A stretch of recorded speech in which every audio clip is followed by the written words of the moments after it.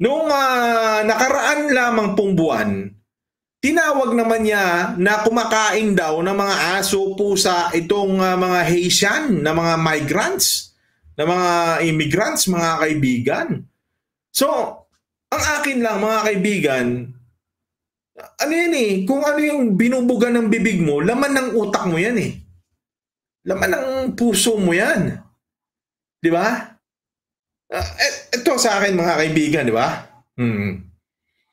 Kung ikaw, sinabi mo halimbawa na sa girlfriend mo o sa asawa mo, alam mo, honey, mahal na mahal kita. Di ba? Oo. Di ba? Na ibig sabihin, nasa laman ng utak mo yan, laman ng puso mo yan.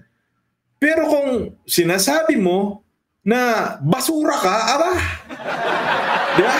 Hindi, sa akin no hurt feelings kay Lucille, hindi kita, no. Mga kamab ko na mga Republican dito, pinapaliwanag ko lang. Di ba? Pag sinabihan ka ba ng asawa mo na basura ka lang, maniniwala ka ba? Di ba? Siyempre, kung martir na martir ka ngayon, sasabihin mo, ay, alam ko naman nagjo-joke ka lang, di ba? Hindi isang beses eh.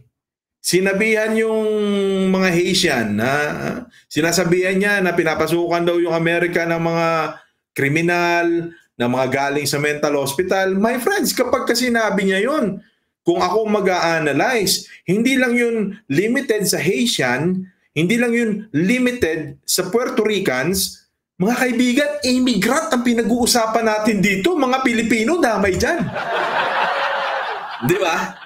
Hindi, sa akin, nakakatawang isipin. Pero, what's in it for us? Being Filipino, bakit tayo kailangan makisali dyan sa usapan na yan ng mga, sabi ng iba, ba't ka nakikisali? Hindi ka naman nakatira sa United States of A, di ba? Di ba? Mga kaibigan, wala akong pakialam inside United States of A. May pakialam ako, pag nanalo tong taong to, mga kaibigan, kung hindi nga siya marunong rumespeto ng mga immigrants sa loob ng Amerika, what more mga kaibigan, yung mga nasa labas. Hindi nga niya kayang pahalagahan yung mga nasa teritoryo na niya eh. Di ba? Hindi na niya kayang pahalagahan. He cannot give value to the people, to the immigrants inside within his territory. Where in fact, mga kaibigan, he also made a statement that there is an enemy within. Can you just imagine, mga kaibigan? An enemy within. So, ibig sabihin, style Duterte ito, mga kaibigan. Di ba? Enemy within. Parang sinasabi niya mga NPA ito. Ba? Sinasabi nila na, ito, si mga Amerikanong to, mga NPA ito, mga komunista. Ganyan din ang style dito sa Pilipinas. He is selling a problem. A problem na he doesn't want to solve, mga kaibigan. There is a problem. He doesn't want to solve. Tingnan nyo noong pumasok siya against Biden, sinabi niya na ang problema ay border control, and he will build the wall na gagastusan. Sino magbabayad? The Mexican. Mexico ang magbabayad, mga kaibigan. Di ba? Mexico ang magbabayad, mga kaibigan, ng border ng wall na yon. After 4 years, mga kaibigan, nireview po ito. Nireview itong border wall na ito na grabe, bilyong-bilyong dolyar pong ginastos dito. Hindi na solve ni Trump. Isipin nyo nung bago siya pumasok, kalaban niya si Biden, binentahan niya ng problema ang mga Amerikano. May problema tayo. Binili yun ng mga Amerikano, kaya binoto siya. Binili yun. Kasi sa paniniwalang pag siya naupo, solve na eh. Di ba? Solve na yung border wall. Pero after 4 years, my friends, ng kanyang termino, hindi na solve. Now, He's selling the problem na hindi daw sinolve ni Kamala Harris. Si Kamala Harris is like Leni Robredo na vice president lang, my friends. In fact, mga kaibigan, sa Amerika, mayroon pong panukala maging yung mga kaalyado ni Donald Trump na panukalang batas na magpapatibay po ng immigration control. Pero mga kaibigan, mismo ang nag-isplok, ang nagbulgar na pigilan yung panukalang yun ay si Donald Trump mismo. Di ba? Si Donald Trump mismo ang nagsabing, huwag niyong gawin yan, huwag niyong isolve yung border control. Kasi nga, wala na siyang ibibenta next election. And nangyari nga ngayon. Tumatakbo siya ngayon, mga kaibigan, selling the same issue. Yung issue, mga kaibigan, na binenta niya against Biden. Ngayon, he's selling the same issue na binibenta niya against Harris. Same issue. Di ba? Na parang siya yung knight in shining armor pero hindi nga niya masolve. Nung siya ang nakaupo, hindi niya nasolve. Ngayon, ipapasa niya yung problema kay Harris dahil hindi doon na-solve ni Harris. So, same old logic. Di ba? So, anyway, eto na naman ngayon, inaalaw itong mga ganitong klaseng mga, di ba? Itong mga racist na mga attacks. Hindi naman po kaila Isipin mo mga kaibigan pinapasukan sila ng sabihin niya galing mental hospital daw ng mga ng mga di ba? Galing sa mga mental institution ng mga immigrants. Dinadala daw sa US, my friends.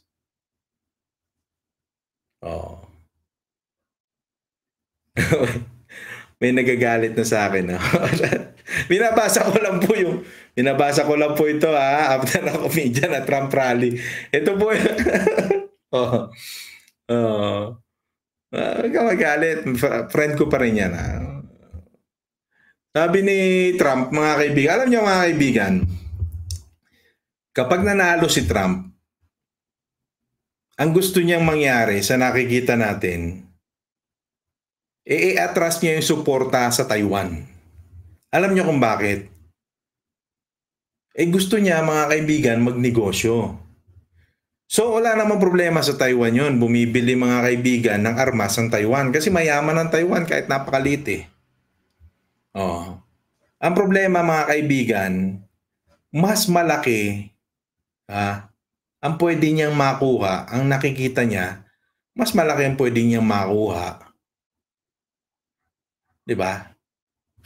Dito kay China, kay Xi Jinping. Ang dami niyang gustong baguhin. Gusto niyang umalis ng NATO. Gusto niyang hindi kilalanin yung mga allies niya yung mga long-term ally ng Amerika. Delikado yan. Bakit kamo? Damay ang Pilipinas dyan. Kapag nagpakita ng ganyan si Trump, mga kaibigan, maglalakas ng loob itong China. Nasakupin lalo yung 9- kunin yung 9- line claim nila dito sa West Philippine Sea. Delikado ito, mga kaibigan. Diba? Yan ang nakikita natin dyan.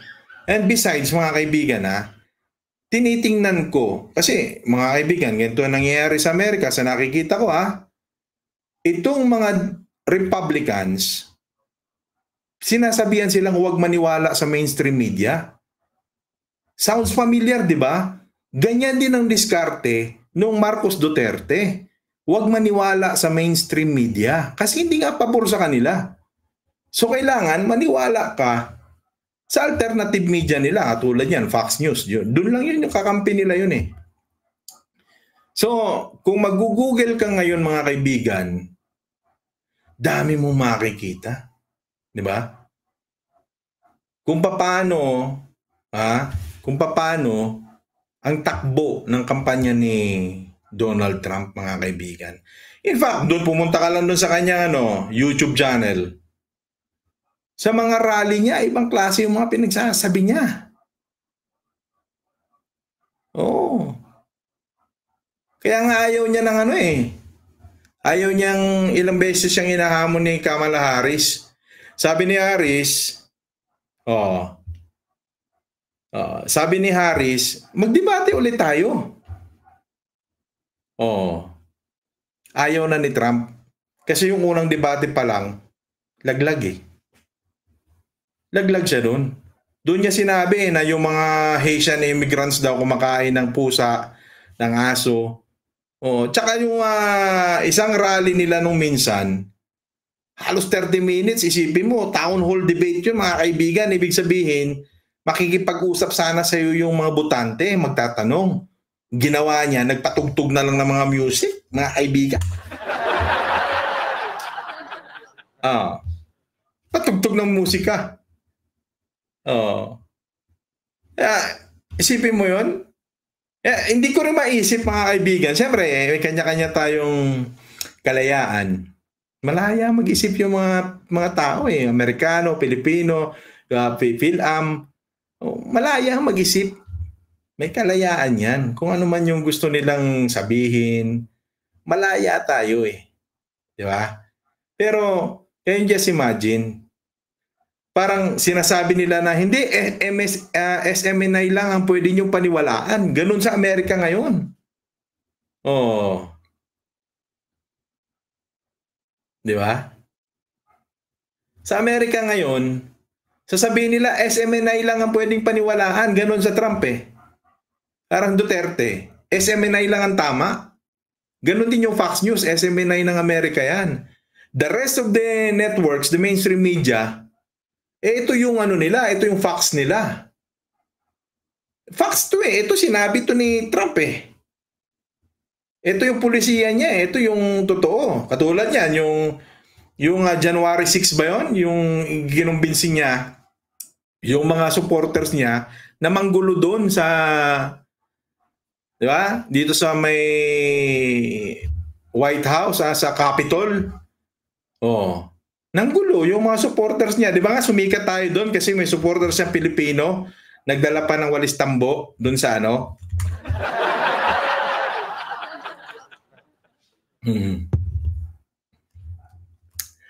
Sabi ng kaibigan natin, sandali lang, magalit ng mga to.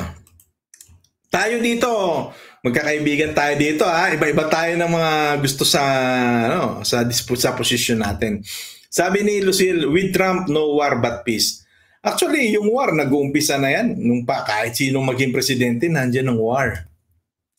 Kasi yung war, hindi naman dahilan yung kung sino presidente ng Amerika. Katulad niyan, yung Ukraine, mga kaibigan, hindi naman si Biden ang dahilan ng war ng Ukraine at saka ng Russia eh. Hindi si Biden, hindi rin si Trump. Ang dahilan ng war ng Russia at saka ng Ukraine, yung Ukraine, mga kaibigan, wants to join NATO. Yun yung dahilan. Kaya hindi nila pwedeng sabihin na, hindi, pag si Trump, wala yan. Hindi, mga kaibigan. Plano talaga, nagbabala talaga, matagal na, before Trump pa, nagbababala talaga si Putin, nasasakupin niya Ukraine. Kasi, ayaw niya na mapaligiran siya, mga kaibigan, ng NATO forces. Siya yung maliit na lang siyang maliit na lang siyang bansa pag napaligiran siya. Now, ito kasing Ukraine, dati naman talaga nilang kalahi yan. Parang Taiwan din yan kung ihalin tulad mo sa China, Taiwan. So, nagalit si Putin ngayon kasi gusto niya sumali sa NATO. Kaya kukunin niya talaga to. May historical conflict sila. Ganon din dito sa Israel. Ang Israel, matagal na talagang pinanggigigilan ng Iran yan. Kaya nga, meron siyang front May Hezbollah, may kung ano-anong mga front na mga terrorist groups. Yan ang totoong totoong kasaysayan. Hindi po nagkaroon ng gera dahil nagpalit-palit ng presidente ang Amerika. Hindi po nagkaroon ng gera, mga kaibigan, di ba? Dahil kay Biden o dahil kay Trump. May historical conflict po yan. Katulad po niyan, yung North, excuse me, yung North and South Korea ngayon, mga kaibigan,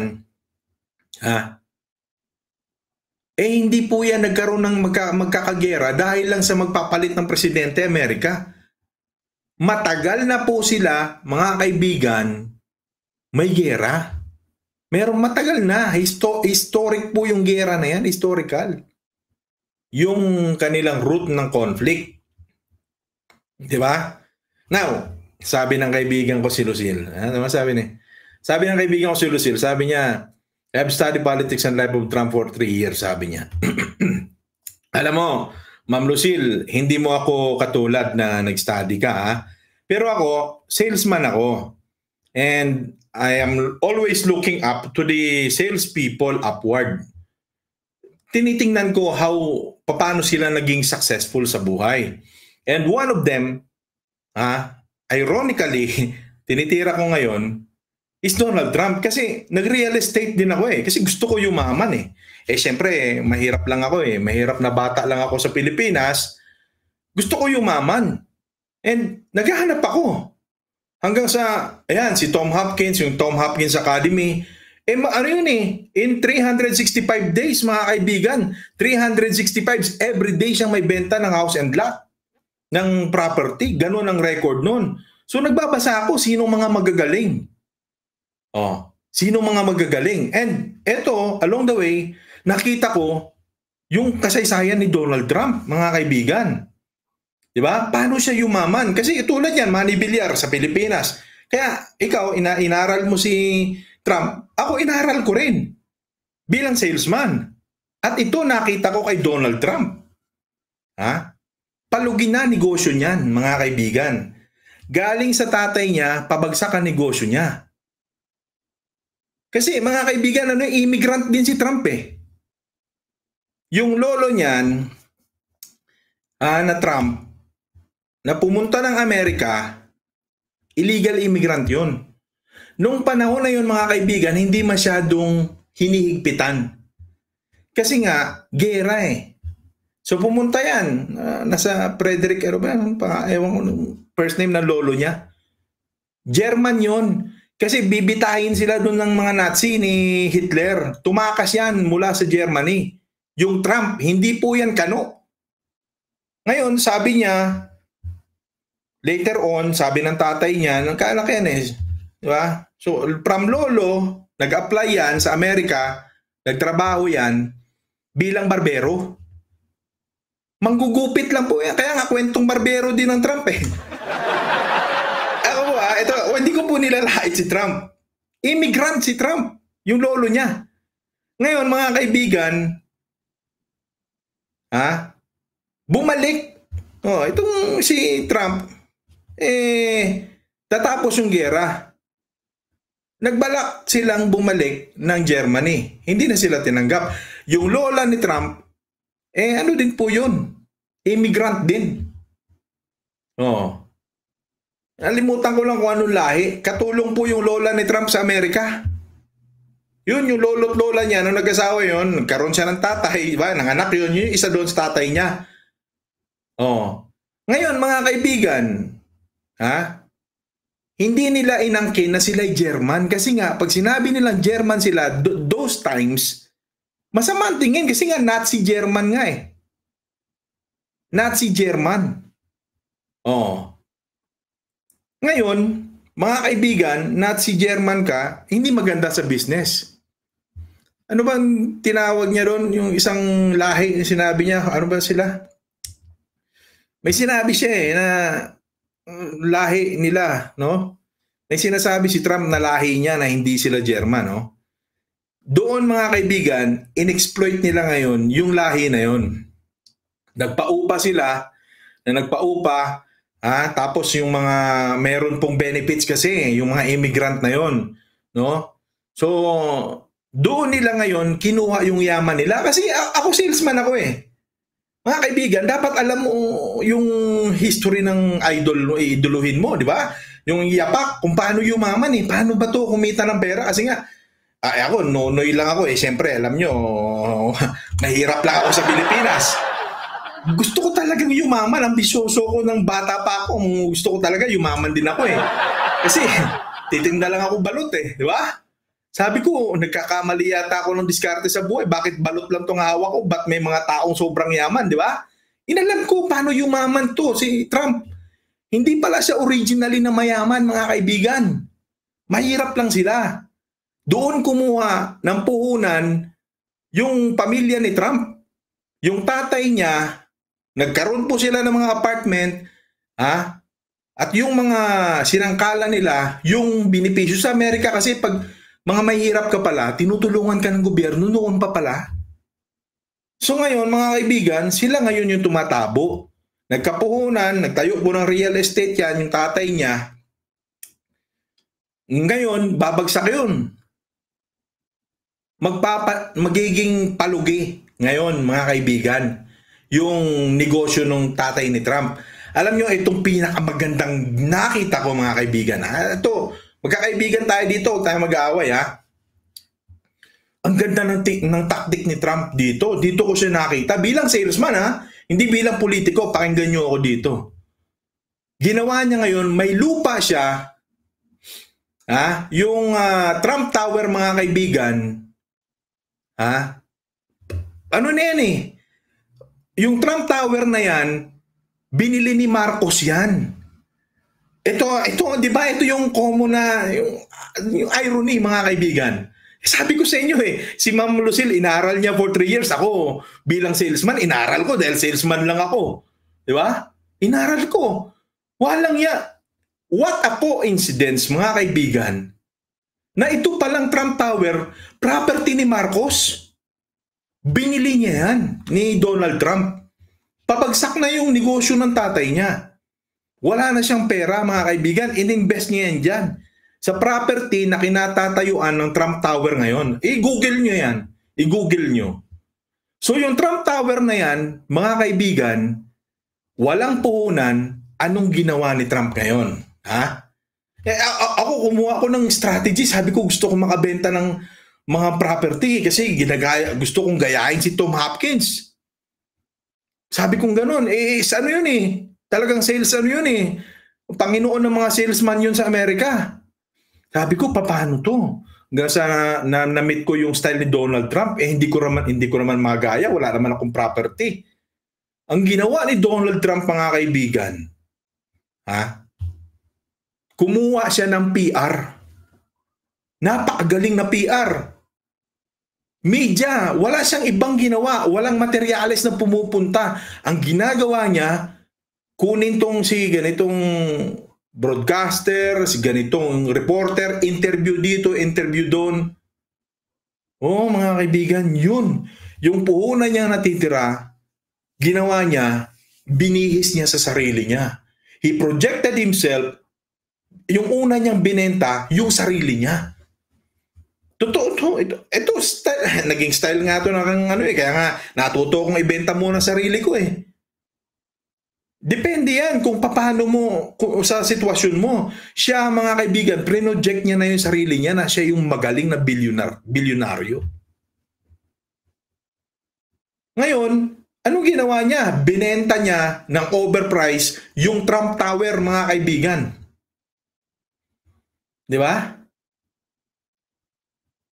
Binenta niya. Ito si my friend Lucilla, sabi niya, parang Germany, pinapasok illegal refugee. Sabi niya. Maya. Di ba?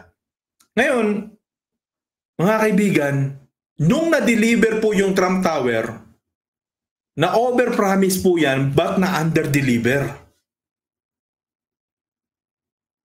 Na-under-deliver po yung Trump Tower. Alam niyo kung bakit? Sobrang mahal. Mayaman lang sa marketing. Ang ginawa ni Trump, mga kaibigan, nag-upa po siya ng mga hookers, mga kaibigan. Ito, matindi dyan. ito sa akin lang Hindi ko po nagawa yan kasi una, wala nga puhunan. Si Trump kasi may puhunan eh. Yan ang kaibahan namin ni Trump. Ako talaga, zero talaga. Bokya talaga. Gusto kong gayahin si Trump eh. Alam nyo, ginawa ni Trump, mga kaibigan, di kaibigan niya na ngayon yung mga big time. Kasi palugi yan eh. Lahat ng mga mamahaling mga ano dyan, inimbita niya yan. Kaya nga, tingnan nyo, mag-google kayo. Ang daming video at saka ng picture ni Trump na nagpa-party-party siya nung bata siya. Naubos niyang ibenta yan dahil sa ano? 'Di ba? Dahil sa mga pokers, 'di ba? O. Mga prostitute, mga kaibigan. Nakuha niya yan. Kaya nakita mo maraming kasong isinampa sa kanya na ginahasa niya. Oh. Ginahasa niya. Ngayon lang nagsilabasan. Ultimo yung asawa niyang una, ginahasa niya. Ayun yung sila. I-google nyo po. Google nyo. Ganon yung style ni Trump. So, ako, si ma'am kasi, hindi ko naman, madedebunk niya ako. Ba ako, i-google nyo, di ba? Yung wife of Donald Trump, the rape, i-google nyo. Donald Trump rape his wife. Tingnan nyo dyan. Hindi nga po siya matalaban kasi untouchable na siya eh. He made himself, no? Way up to the top para maging untouchable. Yan po si Donald Trump. 3 years nag-aaral si ma'am. Ako, bilang salesman lang, inaral ko. I-google nyo po, ha? Ako, history na yan eh. Yung mga history na yan, mga kaibigan, nandyan na yan bago pa naging presidente si Trump. Kaya hindi ko na siya pwedeng siraan. Baka sabihin ni Ma'am Lucille, ni best friend Jelly Bean, na sinisiraan ko si Trump. Hindi. Those stories are there before Trump became the president. Nandyan na yan. Bago pa tumakbong presidente si Trump, inaral ko na. Kasi nga, ahente na ako noon pa. Kasi gusto talaga yumaman, sabi ko. Di ba? Totoo yan. Google nyo.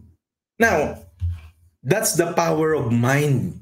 Alam nyo, kaming mga ahente, yung mga power yan. Di ba? Hypnotism mo yan eh.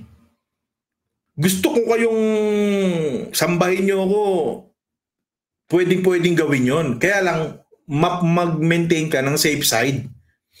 Halimbawa, gusto kong gawing gusto mong gawing to, yung parang panatiko to mga tao na to. Kaya kong gawin eh. Magsisinungaling nga lang ako. Tapos, itatago ko sa inyo yung yung totoong kulay ko. Magtatago ako sa inyo ng buhay ko. Hindi ko sasabing mahirap lang ako, di ba? Kung gusto ko magpaikot ng tao. Kasi number one, mga kaibigan, kaya nga hindi milyonaryo si Mab eh. Kasi walang taong gusto na sumuporta sa mahirap. Bihira yun. Kung gusto mong makakuha ka,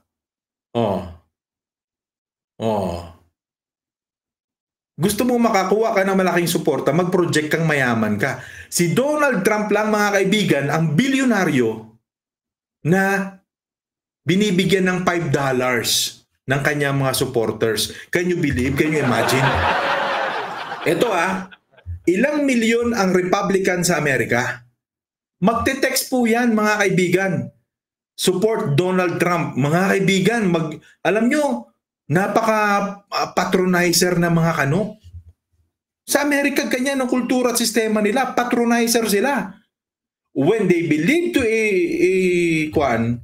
tawag nito, yung principle, they will support you. Susuportahan ka. That's another business ni Trump. Can you imagine? Bilyonaryo ka. Bibigyan ka pa ng mga supporters mo $5, millions, ilang million, hundreds of millions na nakukuha, 200 million, ilang million ang nakukuha ni Donald Trump. Bilyonaryo yan ha. Can you imagine kung bilyonaryo ka, hindi mo kailangan ng suporta, mga kaibigan. If you really love America, sabi ng mga supporters ni Trump, Donald Trump doesn't need this. Hindi kailangan ni Donald Trump to. Kasi mayaman na siya, sabi ng mga kano. Can you imagine pag sinabi mo, Eh, how come na tumatanggap siya ng donasyon nyo? Di ba? Bakit pa siya tatanggap ng donasyon? Bilyonaryo na siya. Doon ko ngayon babalikan yung sinabi ko sa inyo. Bakit itong mob, hindi yung mayaman? Kasi walang bihira yung taong gusto makipagkaibigan sa mahirap lang. Eh sinasabi ko sa inyo, mahirap lang ako eh. Diba? Pero pag sinabi ko sa inyo na bilyonaryo ako, everybody wants to be my friends.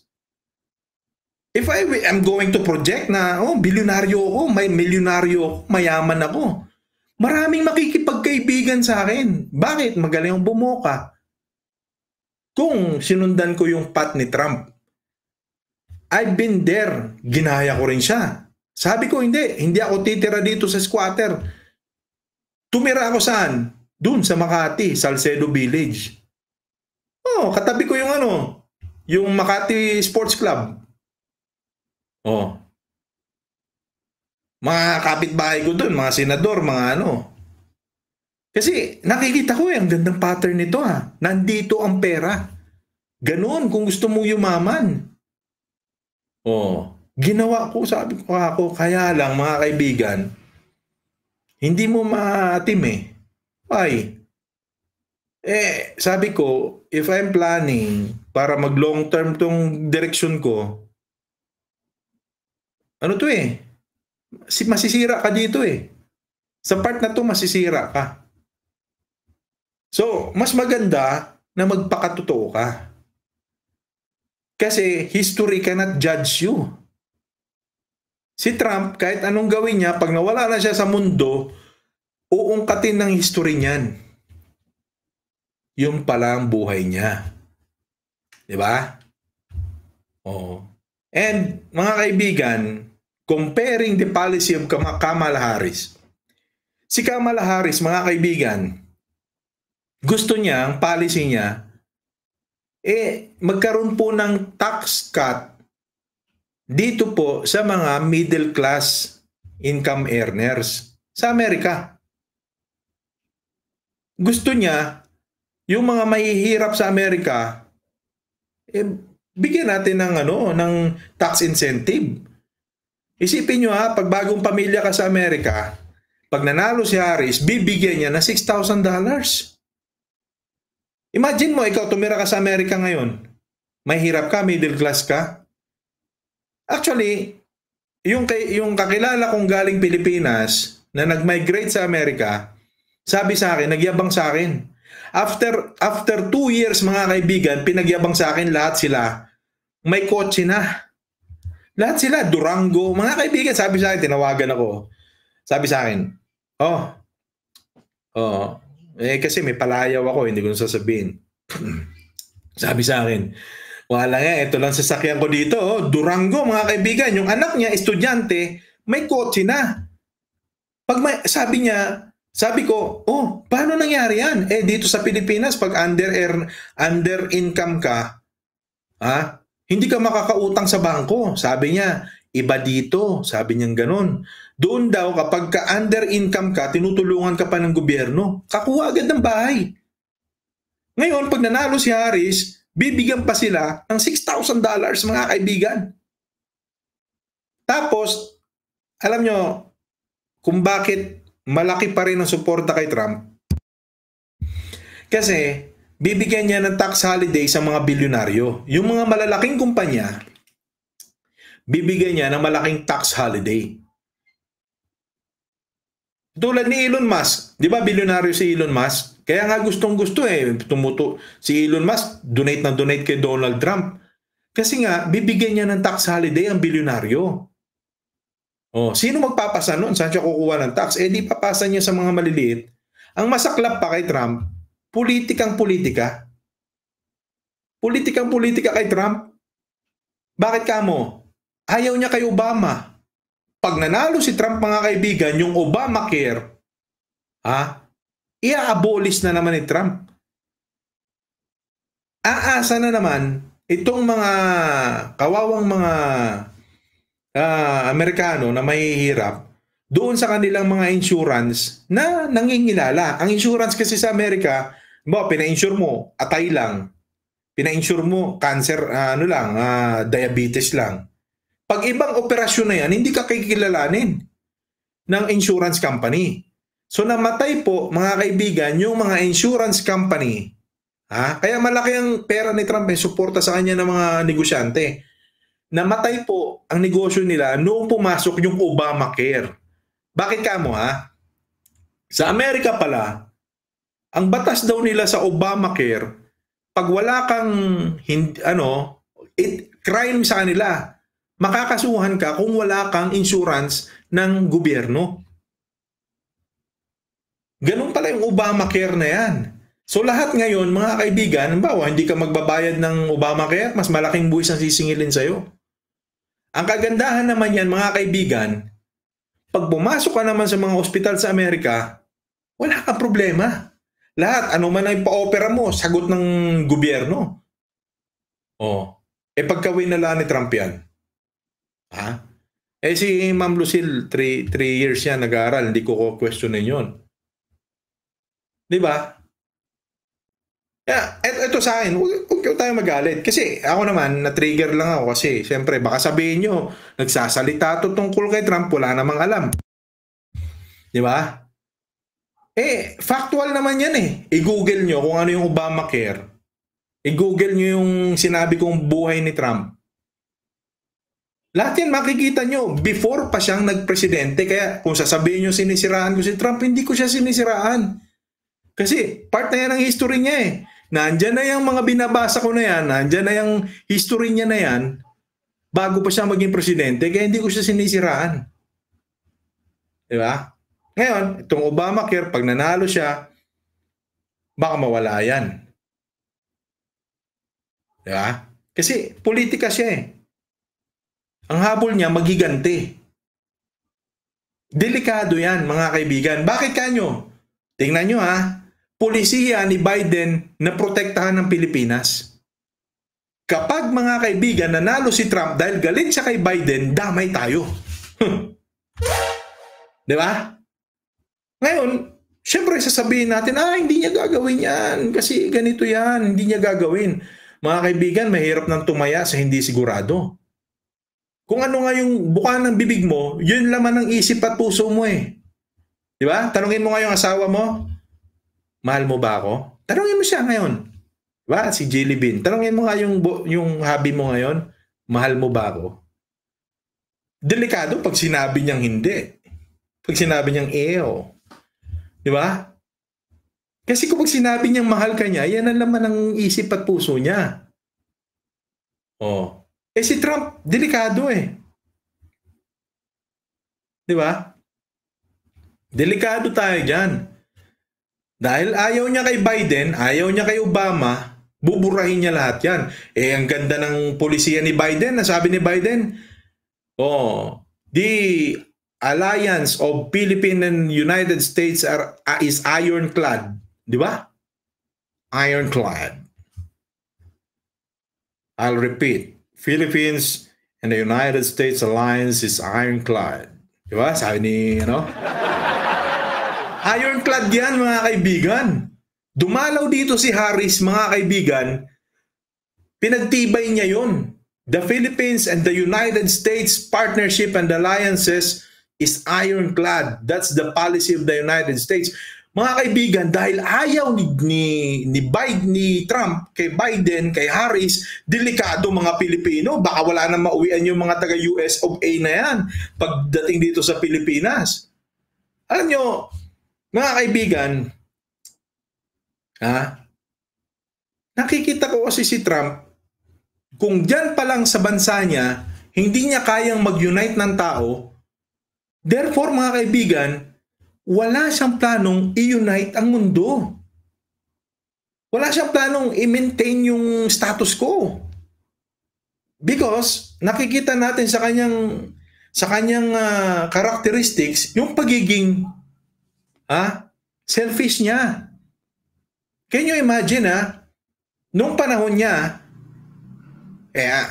I'm kind of watching CNN every time, Maybe some of you wondering why I'm talking about Trump in the United States. Walang yan. Konti lang yung English ko. Konti lang yan. Diba? Mga kaibigan, nung panahon, mga kaibigan, ng COVID, we go back nung panahon ng COVID, panahon ni Trump, he doesn't believe in vaccine, mga kaibigan. Kaya marami munang namatay kasi he thinks he's almighty genius, mga kaibigan. Ganyan si Trump. Ba't siya natalo? Nagalit sa kanya yung mga medical practitioners. Ini-stress niya ng ini-stress. Kasi iniisip ni Trump na siya lang ang matalino sa Amerika like Duterte. Isn't it a fact? It's all a fact, man. Magbasa kayo dyan. Parang si Duterte din yan. Sabi ni Duterte, sampalin ko yung COVID. Ganyan din si Trump. Maraming namatay sa mga bago niya na ipatupad yung pulisiya na yon na importante ang COVID vaccine. Ganyan, sabi ko nga sa inyo, ano pakialam natin sa kanila? Magkanamatay man yung mga kano na yan. Ano pakialam natin? Pilipino man tayo, di ba? Ang problema, mga kaibigan, meron po tayong kinakarap ngayon. We have a situation right now that we need to address carefully. Wala tayong power. You really think na dadapaan tayo ng Australia alone? Mga kaibigan, madaling magsabi na meron tayong partnership kay Japan. Si Japan, may word of honor yan. However, mga kaibigan, hindi sapat ang power ni Japan. That's why we need more allies. And not just allies, we need more powerful allies. We need powerful alliances. So, bakit importante sa atin ang eleksyon ng kano? Wala man tayong pakialam. Actually, mga kaibigan, kung pwede nga lang na si Trump magsama sila ni Harris, okay na ako dyan, Vice President siya. Basta masigurado lang natin na yung posisyon ng Amerika hindi magbabago. Diba? Sabi nga ng ninang ko, he suggested to inject bleach in human body. Sama, di ba? Sabi, si Duterte ganun din Sabi ni Duterte dito, di ba? Ano lang daw, mag-inom ng gas. Di ba? Sabi ni Duterte, gas. Si Duterte naman, gasolina daw ang gamot sa COVID. Sabi ganon. Idol nga ni Duterte yan si Trump. Ngayon, mga kaibigan, going back, anong gusto mo mangyari ngayon? Kung Pilipino ka, tapos gusto mong di ba, nakikibalita kayo dito sa Pilipinas, gusto nyo makibahagi sa amin dito, ayaw nyo namang ayusin yung pagboto nyo dyan sa Amerika, delikado kami. Delikado itong motherland nyo. Kung kinikilala nyo pa na yung roots nyo galing sa Pilipinas, delikado yan yung iniisip nyo. Walang plano si Trump na mag-care dito oras na banata ng China ang Taiwan, sigurado damay Pilipinas dyan. Anong gagawin ni Trump? Just like what his policy with Ukraine, he will just pull out. Sasabihin niya, hindi naman namin war yan Hindi niya kikilalanin yung kanyang mga nilagdaan ng kanyang bansa doon sa mga alliances na yun, gaya ng NATO. Hindi niya kikilalanin. Babastusin niya kasi he thinks I'm the President of the United States. I'm the Almighty. Hindi niya hindi niya kinikilala NATO. NATO na yan malalaking bansa na yan.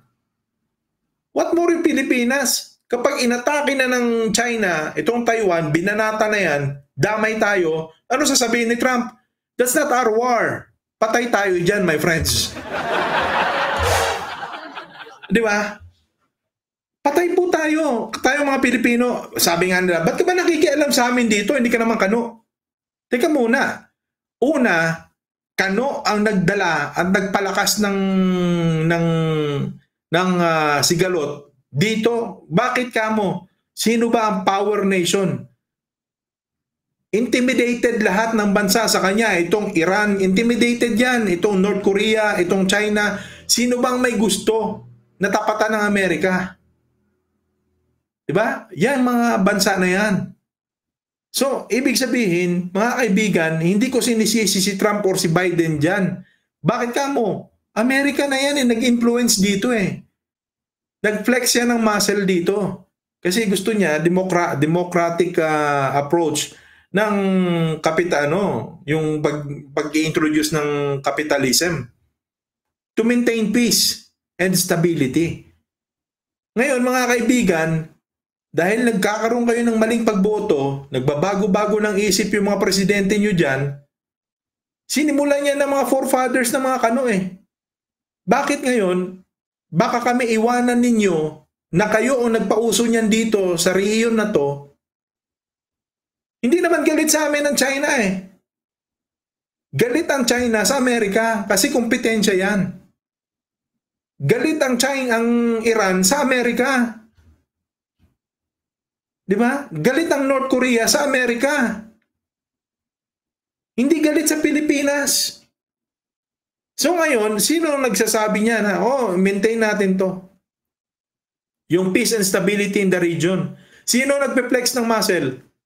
Amerika. Sino nag-provoke sa China? Amerika. Now, dahil nagpalit kayo ng presidente dyan, nagkamali kayo ng boto, iiwanan nyo kami. Nakasubo na po ang Pilipinas. Sa mga kaibigan ko diyan, sa mga kamab ko na Republican, isipin niyo pong mabuti yan. Madali lang sa inyo para magsabi na, go Trump, J.D. Vance, MAGA, Make America Great Again. Pag nabola kayo, kami kakamot lang kayo pag kami dito na nalilintikan. Isinubo nyo na po kami sa gera. War is already in our backyard.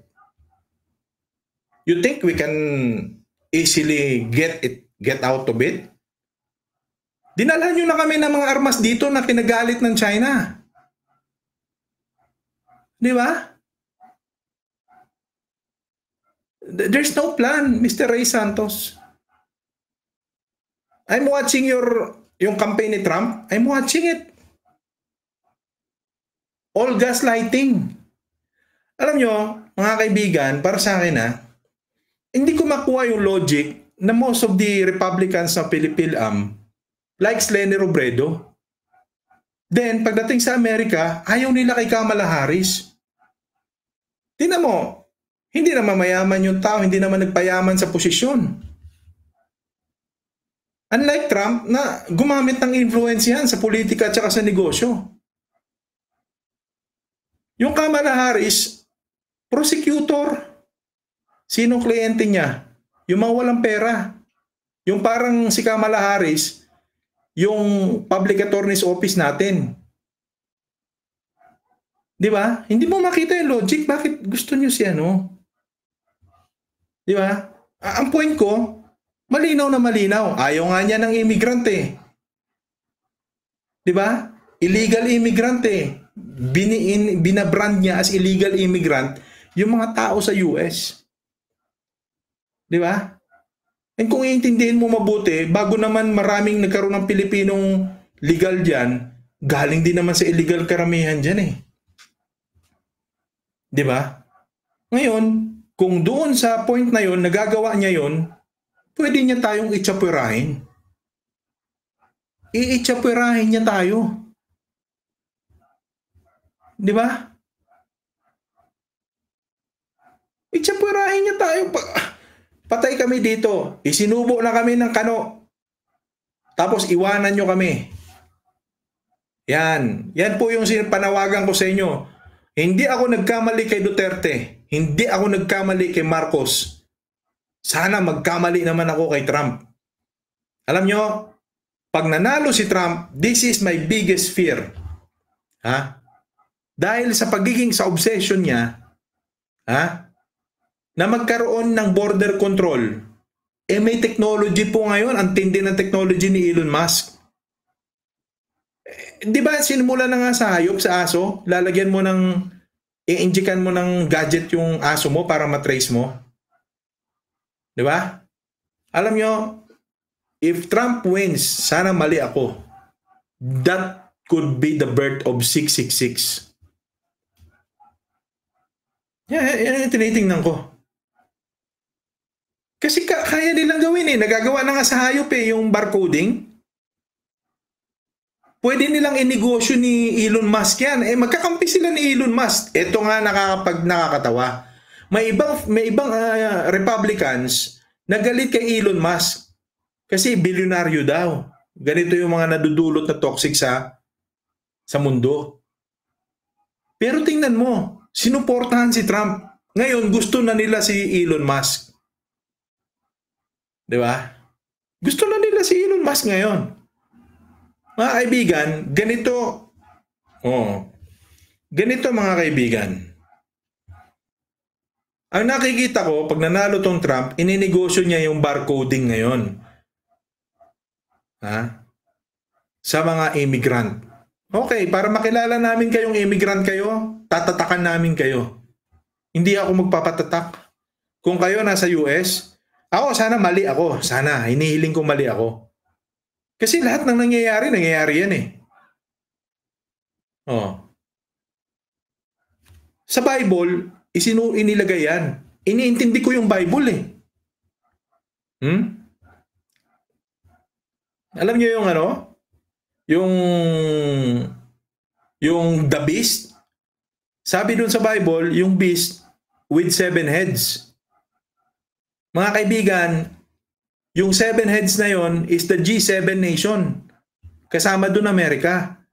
One of the head of the beast masusugatan mortally, pero makakaligtas siya. Makakaligtas siya mortally. And itong mga tao sa buong mundo hahanga sa kanya. Ipapatronize siya. Beast pa lang itong pinag-uusapan natin sa Bible. 7 heads, G7 nation. Sinong form part doon? Isa sa head of the beast, United States. Sino magiging ulo nun? Di ba na-assassinate si Trump? Tinamaan sa tenga? Nakaligtas. Papatronize ng mga tao. Mortally wounded. Beast. Sana mali ako. Sana, di ba? Sana nga.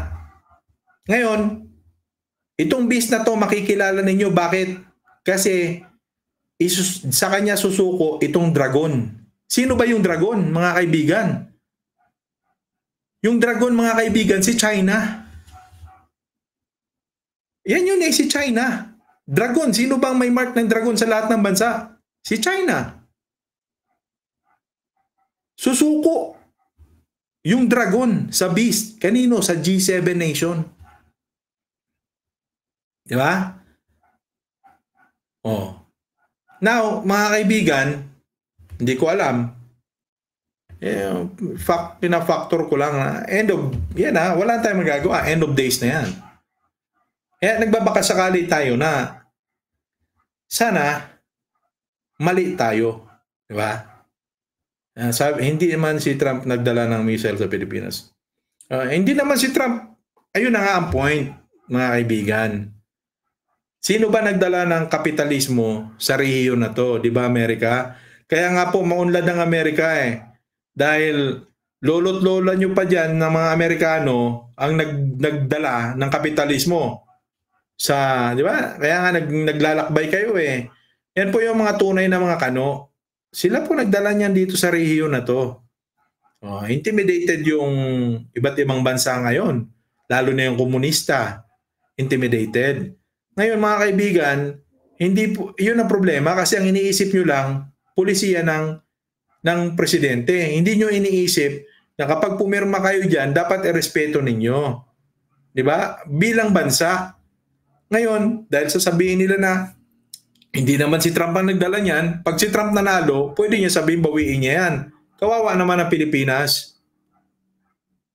Kawawa naman ang Pilipinas. Isipin nyo yun, nanalo lang yung Trump nyo, iiwanan nyo na kami. Kayong mga Pilipino dyan, porket nandyan na kayo, tatablahin nyo na kami. Diba? Porket masarap na buhay nyo dyan, tatablahin nyo kami. Diba? Parang nangyayari kasi, porket kayo nakapunta na kayo dyan, parang sinasabi nyo na pagsarahan nyo na rin kami ng pinto. Halimbawa, tayo mga Pilipino, yung ibang mga Pilipino na nandyan, hindi naman nagmamalinis siguro yung mga Republican na yan. Karamihan sa kanila, mga illegal din yan dyan noon eh.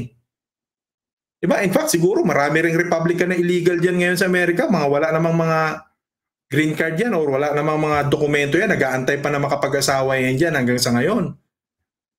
Diba? Pero naniniwala sila kay Trump. Hindi nila alam na pagsasaraduan sila ng oportunidad ni Trump. Hindi naman lang yung Puerto Rican o Mexicano pagsasaraduan, pati Pilipino eh. Para sinasabi nila na, hindi, US citizen na kami, bawal na kayo dito. Kasi gano'n eh, nauna na sila eh. Parang gano'n ang dating sa atin ngayon.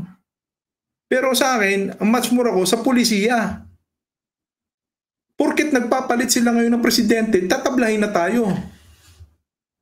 Hindi naman si Trump ang nagdala ng gera. Ang importante, kami dito sa Amerika, safe kami. Si Trump magaling, hindi kami susubo sa gera. Paano naman yung pulisiya na dinala ng Amerika dito? Sisisihin ba namin si George Washington? Sisisihin ba namin si Douglas MacArthur? Di ba? Kaya nga, sasabihin nila, bakit ka galit kay Trump? Siyempre, malinaw yung sinabi ni Biden. Philippines and the United States alliances is ironclad. Matibay yun. Kaya nga, siyempre, kailangan naming pumili. Hindi naman namin naririnig kay Trump yun eh. Narinig nyo ba? Ni minsan ba narinig nyo si Trump na nagsabi ng ganon? Wala siyang ganong pulisiya, my men. Wala siyang ganong pulisiya, my men. Kaya, tingnan nyo yan. Pag-aralan nyo mabuti. Tablado kami dito. Pag nagliparan yan, ano sasabihin nyo? Hindi naman si Trump ang nagdala ng missile eh. Babawiin na namin yan. Kaya nga kami hindi pa inaatake ng China dito eh. Dahil nga nandyan kayo eh. Nandyan ang Amerika. Nakasandal ang Pilipinas sa Amerika. Sana maintindihan nyo yan. That is my main concern. Ang Pilipinas nakasandal literal sa Amerika. Ngayon, kung ipupilit nyo si Trump, selfish kayo. Hindi kayo mga asan yung pagmamahal nyo sa inang bayan nyo na pinanggalingan nyo. Iboboto nyo? Bakit? Pag nanalo ba siya, kilala pa ba niya kayo? Sasabihin nyo, makikinabang ang buong galit nga kayo sa mga, di ba? Sabi nyo, yung black community supported na. Di ba? Galit nga siya nung panahon nyo nga, nakiki-Black Lives Matter kayo eh. Panahon ni Trump, di ba? Panahon ni Trump yun, Black Lives Matter. Mahirap pagtiwala, mga kaibigan. So, ako, kayo naman kanya-kanya naman tayo ng desisyon. Hindi ko yan mababago sa inyo. Pero sana maiisip nyo yan. Kung nagmamalasakit pa kayo sa Pilipinas, isipin nyo, kaya kaming tablahin ni Trump. Bakit ka mo? Ipiplease niya lang kayo eh. Diba? Kaya yun. Yun yung point natin. Ipiplease lang kayo ni Trump. Pabababae nyo. Sasabihin niya, hindi tayo mag-spend sa gera. Pero kami dito, kawawa. Diba? At the end of the day, ang gagawin ni Trump, ibibenta sa Pilipinas yung mga armada. Pagigirahin niya kami, sinubo na kami dito kasi hindi naman kami kalaban talaga na malaki ng China. Ang Amerika ang malaki niyang kalaban eh. Ngayon, ang gagawin ni Trump, kami na yung haharap sa China, bibilin pa namin yung mga armas nyo. Yung armas ng Amerika, bibilin namin, kami pa makikipaggera. Ngayon, kung Pilipino pa, meron pa kayo natitirang pagka-Pilipino sa isip at puso nyo, sana maintindihan nyo yan. Na yan ang magiging takbo. Kami na makikipaggera, kami pa bibili ng armas ninyo. Gera ng Amerika yan eh. Dapat Amerika at China, direktang maggerahan dyan. Ang ginagawa ng kaya maswerte kayo kay Biden, nilalabas yung gera sa bansa ninyo. Ang gustong gawin ni Trump, mag-pull out siya sa NATO, ayaw niya makipaggera kasama ng NATO. Ang strategy ng mga kaibigan, para hindi siya ma-focus doon sa gera sa kanya, hindi siya atakihin, dinadala niya yung gera sa labas ng bansa niya. Yan yung ginagawa niya. Kita mo, ang giyera nasa Israel, ang giyera nasa, ano, di ba?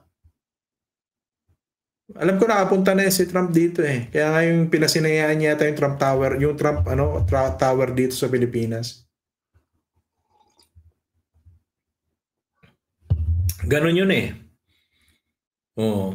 Ngayon, ang gusto ni Trump, i-pull out niya yung power niya. Lahat ngayon ng missile dyan, lilipad sa Amerika. Oh. Ayaw nyo ng alliance? Trump, ayaw niya ng alliance eh. Lahat ng missile ngayon saluin mo, missile ni Iran, missile ni North Korea, missile ni Russia, missile ni China. Kapag ginawa nyo yan, binastos ni Trump ang NATO, wala na kayong katulong dyan. Trump thinks na powerful talaga eh. Make America great again nga eh. Yun ang isip niya, powerful talaga siya eh. Pag nag-pull out yan ng mga alliances, he cannot dictate. He can no longer dictate. Bakit? Hindi ka nga may respeto eh. Hindi mo nga nirespeto yung agreement mo sa NATO. Diba? Hindi mo nirespeto yung agreement mo sa Asia-Pacific region. Pag nagkataon yun, hindi na rin namin kayo respeto. Nagkagera kayo dyan, hindi rin namin kayo tutulungan. Total, gusto mo, makasarili ka eh. Pag nagliparan yan, saluhin nyo lahat ng missile dyan. Kasi una, ang gusto ng mga gustong tumapat sa Amerika, pabagsakin muna ulo. The rest will follow. Susunod na kami lahat kasi maliliit na bansa lang kami. So hindi kami intindihin na malalaking kalaban ng Amerika. Ang una nilang tatargetin, Amerika. Diba? Hindi mo naman kailangan gumraduate ng physics, hindi mo kailangan gumraduate ng economics o kung ano pa man. Intindihin mo lang yun. Diba? Intindihin mo lang yun. Dahil dyan, syempre, ako papasalamat sa ating ninang natin yan. Ninang Jimmy. Sipin mo yun? May supporter akong Republican, may supporter akong Democrat.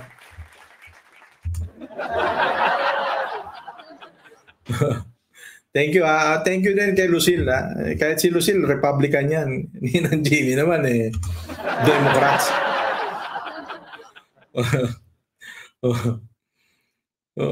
Alam nyo, kaibigan, sa nila press conference ni si Trump, wala magpapaliwanag yan kung bakit may backlash yung Puerto Ricans. Alam nyo, ilang milyon ng Puerto Ricans dyan sa Amerika, galit na galit sila ngayon. Kahit daw mag-sorry si Trump, no way. I'm calling on, sino ba yung politician na Puerto Rican? Senator yata yun na Puerto Rican.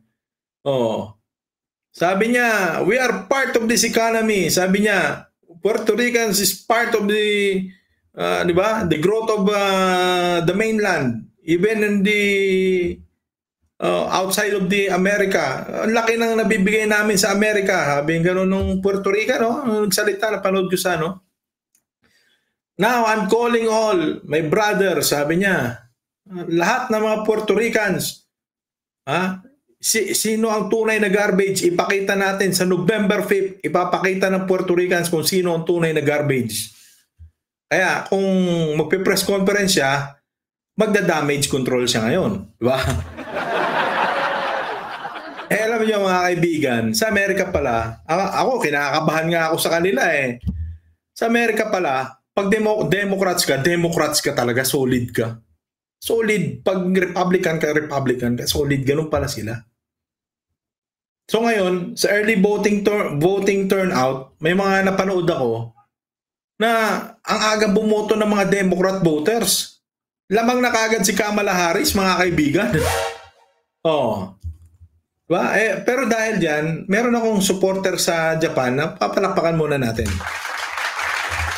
Mabuhay mga lino. Diba? Si Lenor tagal-tagal kung hindi tagal natin hindi nagsama-sama. Thank you, Lenor So, ganyan pala sa Amerika, mga kaibigan. Ngayon, lamang na si Kamala Harris sa kanyang swing state, sa kanyang mga solid supporter. Oh, sabi pa ni Ninang, sabi niya, maraming Republicans na bumaliktad na, nga, si Liz Cheney, di ba? Ang dami. Actually, ang dami. Mga dating mga staff ni Trump mismo, nagsibaliktaran na sa kanya eh. Kaya hindi ko alam kung paano pa siya mananalo dyan eh. Di ba? Ang kinakatakot ko dyan, makialam po si Putin, mga kaibigan. Alam niyo kung bakit? Nasa radar ni Putin yung Amerika kasi gusto niya yung pulisiya ni Trump na mag-pull out sa NATO. Alam niyo, itong si Putin, kayang-kaya niya yung NATO eh. Match na match siya sa lahat ng bansa ng NATO na yan. Kaya niyang sirain yan. Ang kinakatakot niya kasi na add on to the power of NATO, itong si Uncle Sam. Kaya gusto niya yung pulisiya ni Trump na mag-pull out sa NATO. Yan problema ni Putin yan eh. Kaya nga ang delikado ngayon, yung makialam ngayon itong Russian hacker na to. Papakialaman nila. Isa pa mga kaibigan, mas gusto ni Xi Jinping si Trump. Kasi mga kaibigan, si Trump hanggang buwis lang eh. Papataw lang si Trump na pagpataasan lang siya ng ihi sa pamamagitan ng pagpapataw ng 10,000% ng buwis, 100% ng buwis, ganon. Hanggang ganon lang. Hindi committed si Trump na makipaggera kasi nga, alam nyo, salesman si Trump eh. Si Trump salesman siya. Hindi niya gugustuhin kasi ang market niya kano eh, ang binubola niya mga kano. Ang importante kay Trump yung image niya inside this country. Wala siyang pakialam sa image niya sa mga Pilipino, sa Puerto Rican, sa Haitian. Wala siyang pakialam diyan. Sa mga Chinese, wala siyang pakialam. Ang meron lang siyang pakialam, mapapugi niya sarili niya sa mga Republicans. Kasi yun ang marketing strategy niya eh. Doon siya nakakabola. Doon siya nakakapanguto. Kaya, syempre, di ba? Masakit na isipin na baka isipin nila tayo. Yun lang, yun yung worry ko dito. Tatarantaduhin tayo nitong ni Trump, mga kaibigan. Ang pinakaayo ko, mga kaibigan, mababaon tayo sa utang. Of course, kikilalanin nila yung EDCA. Pero dahil nagbagong presidente, bagong pulisiya, lahat ng armas na ibibigay sa atin, utang. Diyan magaling si Uncle Sam eh, magnegosyo ng armas. Magkakabaon-baon na naman tayo sa utang. Magpasalamat tayo pag napalitan ulit yung presidente nila, pag namatay siya, no? Diba? Teka muna sandali. Hanap buhay muna. Palakpakan muna natin. Ang aking kaibigan, Raquel Blantucas. Parang na-miss ko parang sinasabi niyo mag-live ulit ako bukas parang nakakaloko naman to Parang sinasabi niyo mag-live ka bukas Thank you my friend, Salamat Raquel. Sabi ni Jimmy, sabi papadala daw si Nocor ng 10,000 Nocor soldiers sa Ukraine, mga kaibigan Nagsisimula na ito eh. Ito hindi na natin to kailangang imbentuhin. Nagsisimula na. America didn't realize, mga kaibigan, na yung mga kalaban niya nagpuposisyon na around him. Hindi na-realize to ng ibang kaya ito, di ba, nakaposisyon ngayon ng Amerika kaya hindi makagalaw itong mga bansa na to. Inaantay nila na manalo si Trump kasi alam nila na careless si Trump eh. Careless itong taong to. Akala niya madadaan niya lahat sa pagiging salesman, sa pagiging hindi niya madadaan sa sa mga puli-pulisiya lang na i-hold namin yung kayamanan mo. Hindi kasi, mga kaibigan, bago pa sila naging presidente ni Obama, handa na yung mga yan. Galit sila, yung galit nila, hindi nawala yan from George W. Bush pa, mga kaibigan. Galing pa kay George Bush hanggang kay Bill Clinton, mga kaibigan. Republican yung si Bush. Sinimulan niya gera dyan sa Iraq, di ba? Dinala niya ng gera yan. Mga galit yan. Maraming nagagalit dyan. Doon pa lang mga kaibigan, nag-ipon na ng kapangyarihan ng puwersa yung mga yan. Minana lang yan, nitong pag-akyat na kaila Obama, kaila ano, hanggang sa si Obama, marunong pa siya sa diplomasya. Di ba? Marunong pa siyang magdala nitong mga bansa na ito. Si Trump wala.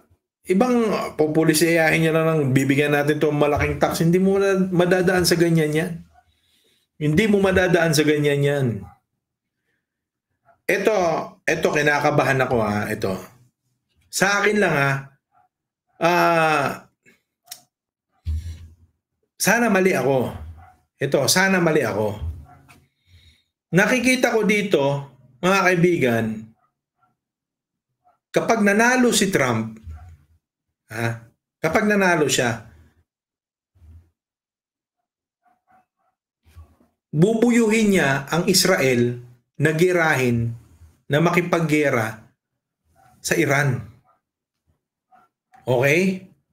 Bubuyuhin niya yan eh. Kasi si Trump, sabi niya, ayaw niya masaktan siya. Ang gusto niya, pag-awayin niya yung dalawa. Kasi galit din si Trump sa Iran. Di ba? Galit siya eh. Ngayon, pag lumala ang tension dyan sa Middle East, mga kaibigan, hindi irerespeto ni Trump yung commitment niya dito sa rehiyon. Makikita ngayon itong mga rehiyon na to, NATO, Asia, sa West at East, makikita nila nanggagago to si Trump. Kasi ang mangyayari, ahente na siya eh. Ahente niya na yung mga fighter jets. Anong gusto nyo? Stealth? Anong gusto nyo? Di ba? Mga Typhoon missile, ito, bebenta ko sa inyo. Ahente siya eh. Just to please Republican voters. Para mapalago niya ekonomiya, magbebenta yan ng mga armas. Siyempre, magiging popular siya sa kano. Pansamantala. Pag nangyari yun, mga kaibigan, tinraidor niya ang Israel, mawawalan ng tiwala sa kanya, ultimo pati itong Saudi Arabia. Mawawalan ng tiwala sa kanya. Pag nangyari yan, maliligo siya ngayon ng mga missile nitong North Korea na to. Itong missile ng North, missile ng China, missile ng Russia, paliliguan siya dyan ngayon. Missile ng Iran. Kaya nilang magpalipad eh.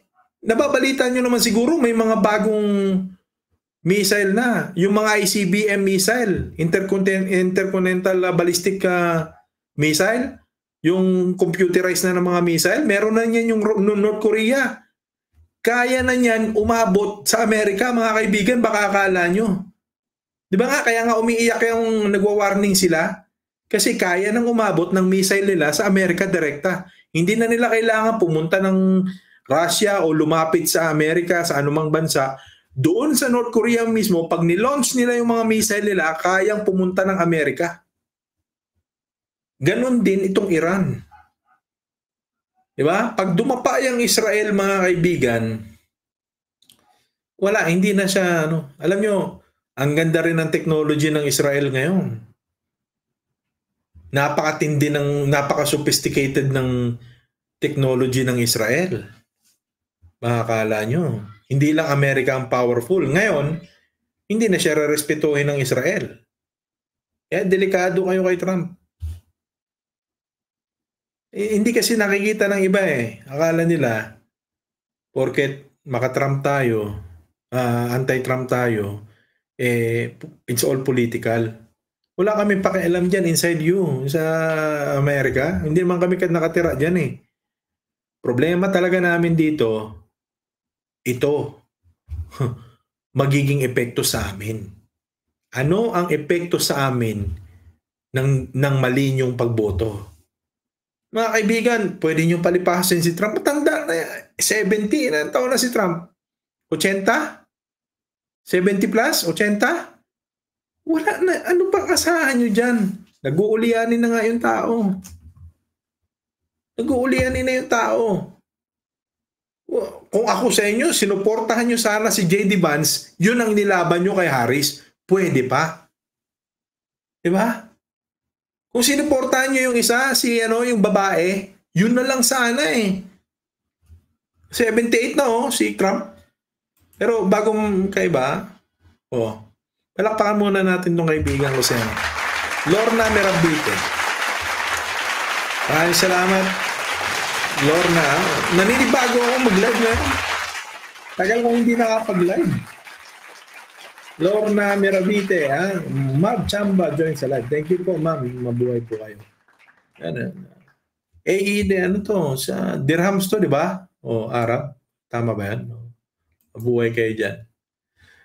78. Kung sinuportahan nila yung babae, di ba may babae pa na lumalaban nun against Trump? Kung yun sana sinuportahan nila, from Dubai, Ma'am Lorna, mabuhay ka. Kung yun ang sinuportahan ninyo, bahala kayo dyan, di ako makialam. Sino nga ba yun? Yung babae na Republican na kinalaban ni Trump sa primer ba yun nila? Mas gusto ko yun eh. Kung yun ng babae na yun, yung kalaban ni Harris ngayon, bahala kayo sa buhay nyo, hindi ako magsalita. Nikki Haley. Yun, Nikki Haley. Galing ninang. Kung si Nikki Haley ang sinuportahan ninyo, bahala kayo dyan. Pero yung Trump, delikado, my friends. Kaya nga nangangamba na ako eh. Alam nyo, siguro this is one way of warning you. Di ba? This is one way to warn people na pag nanalo yung Trump na yan, this could be the beginning of the end. Ako, sana mali. Di ba? Mas gusto kong mali ako. Pero mangyayari, hindi natin mapipigil eh. Ang kinakatakot ko dito, yung start na ng branding ng 666. You cannot buy or sell pag hindi ka membro ng G7. Di ba? Pag hindi ka membro ng G7 na yan, tatatakan nila yan eh. Ng kanilang 666. Ako actually, iniisip ko, it's not literally the 666 eh. Na number. I think, ang gustong sabihin kasi yung propeta nagpakita lang yung kay John nung sa Revelation, pinakita lang sa kanya mga numbers eh. So siguro nakita niya lang numbers lang. 'Di ba? 'Di ba? So baka 666 lang yung nakita niya. Pero iniisip ko baka mamaya it's an internet protocol, it's a barcode, 'di ba? Kasi nung time na yun, hindi naman nila akalain na masasabi na barcode yun or internet protocol, internet address yun eh. IP address yun. Hindi niya masasabi. Siguro nakakita lang siya sa vision niya ng maraming numbers na sa panahon na to, pwede nating tawaging barcode. Di ba? So, sana mali ako. Kasi, handa ba tayo? Kasi pag lumabas na yan mga kaibigan, the beginning of the end na yan. Ay nakakatakot yung mga anak natin. Lalo na sa Pilipinas, marami tayong hindi handa dito. Baha nga lang Di ba? Baha lang yan. Nangangapa tayo, nagsisiiyak tayo. Kaguluhan yan. Magkakagera yan. Ito tong China, magpapasakop yan sa kanila sa bansa ng 666. Akalain mo ba yon na Amerika, Canada, magkakasama yan eh. Kung sila ang totoong the beast na sinasabi sa Bible, patay tayo. Malalakas yan. Di ba? Germany, magkakasama sila, pati Japan. Yari tayo. Pag pinatakbo na nila yung naturang sistema, saan tayo ngayon? Diba? Yan ang naman sa akin. Susunod na yan, lalabas na dito yung magpapanggap na misaya. Pero ayoko nang itouch yung issue na yon.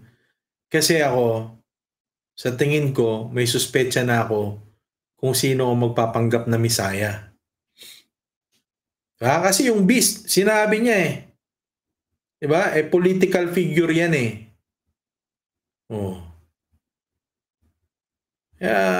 Itong Messiah, sasabihin niya, siya si Jesus Christ. Siya ang Messiah. Siya ang sugo. Delikado. Delikado mga kaibigan. Anyway, masyado ko namang binugbog si Trump. Sumasakit ang loob ni Jelly Bean ngayon sa akin. Ay, sorry. Wala na, masakit na loob ni Jelly Bean sa akin ngayon. Na si Lucille, huwag kayo magalit kasi alam nyo, sana napapakinggan nyo rin ako. Meron tayo niyan, you cannot buy without credit card. Sabi ni Ben Reclamador. Di ba? Pero ito matindi. Mark in your right hand or forehead. So, ako, ang factor ko dito, yung obsession ni Trump to control the border, to facilitate yung border control, kailangan mong markahan. Halimbawa, illegal immigrant to. Para makilala mo na illegal immigrant yan, tatatakan ka niya sa noo. Kasi may may barcode na na ini-inject ngayon sa aso. Ngayon, ang kinakatakot ko, kasi malinaw sinabi niya, itatatak ito sa inyong kanang kamay at sa inyong noo. Di ba? So, yun ang kinakatakot ko dito. Di ba? Kasi magkakaisa. Itong Germany, may Nazi yan, nagtataas ng kamayan. Itong China, pag sumuko siya, magkakaroon siya ng conditions Ito ina-analyze ko. Itong G7, pag napasuko niya yung China, magkakaroon sila actually, hindi yan suko na dahil lang sa talo siya. Isusuko niya yung power niya by means of what? Magkakaroon sila ng agreement para magpalakas lalo. So anong posibleng i-kondisyon ng China? Pagtataas ng kamay. Ngayon mga kaibigan, para mabasa ka sa radar, makapasok ka diyan sa inyong border control, itataas mo kamay mo. Di ba? Bawa, kung may tataka dito na barcode, dito sa kamay mo na to, kung nandiyan ka na sa border mo sa Amerika, para hindi ka mabaril, hindi ka masunog ng laser, may laser pa, may laser na ngayon yung Amerika May technology na kayo Laser. Hindi na missile, laser. Nakakahati ng tangke. So kung alimbawa, para hindi kayo masaktan kasi sobrang obsessed niya sa illegal immigrant Di ba?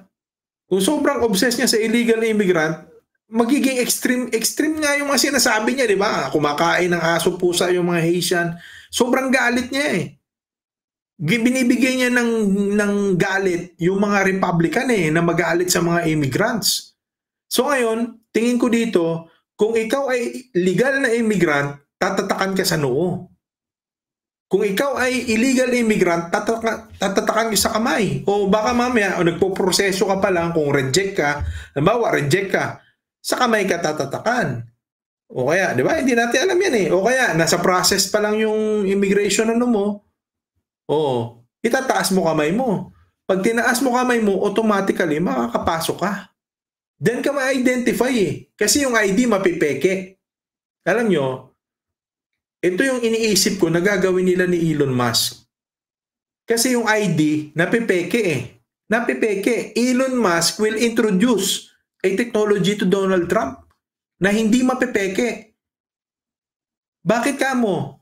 Kapag tinanggal mo yung chips na yan sa katawan mo, mamamatay ka. Kung tatanggalin mo yan na ikaw lang, halimbawa, si Raquel gusto niya pumunta ng Amerika. Kung ID, pwede niya pikein, pwede niya itapon, pwede niya palitan. Kung ilalagay mo yan dyan sa loob ng katawan mo, pag tinanggal mo at nagkamali ka, nakakabit sa ugat mo yan, mamamatay ka. So there's no way na mameke ka. Ngayon, papasok ka sa amin, tataas mo kamay mo. May barcode ka na. Kilala ka namin. Nireject ka na namin, sinipa ka na namin. Ngayon, kung may tataka niyan, sige, malaya. Sabi niya, malaya kayo dito sa Amerika pumasok kasi may tatak kayo. In-approve namin. Kaya lang, tatanggapin niyo yung mga doktrina, malinaw sa 666 yan. Sa Bible, sabi ng Bible, pag nagpatatak na kayo niyan, hindi na kayo kayang iligtas ng Panginoon. Kasi nakapagtago na dyan ng Diablo Diba? Nakapagtago na dyan. So pag gano'n na, wala nang chance. Sarado ka na. Eh ako, hindi na ako pupuntang Amerika. Inyo na yung Amerika nyo. Mas mahalaga pa rin sa akin kaluluwa ko. Diba? Sana nga, mali ako. Sana lang. Conspiracy theory ko lang naman yan. Kung iintindihin ko yung Bible. Kung binabasa ko rin siya, hinahanap ko rin yung sagot eh. Kasi karamihan naman sa sinabi ng Biblia, nangyari. Diba? Lahat ng sinasabi dyan sa Bible, nangyayari yan. So, kaya ngayon, tanong, handa ba tayo? Diba?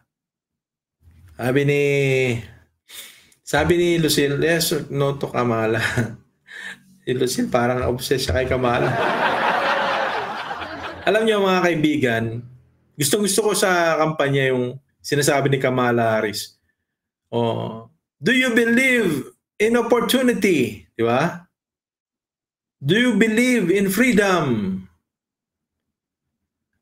Eh, alam niyo mga kaibigan, land of opportunity ang Amerika eh. Dapat nga yung mga immigrant sumusuporta sa kanya. Kasi immigrant din sila. Mahirap lang yung nanay niya eh. Nagpunta sa Amerika, nakipagsapalaran. In Bombay nanay niya eh. Ni Kamala. Tapos yun. Wala rin silang sariling bahay. Mahirap lang sila. Nahirapan din daw sila sa buhay eh. Dinidiscriminate daw sila eh. Nung una silang punta sa Amerika. Hanggang sa nagsikap.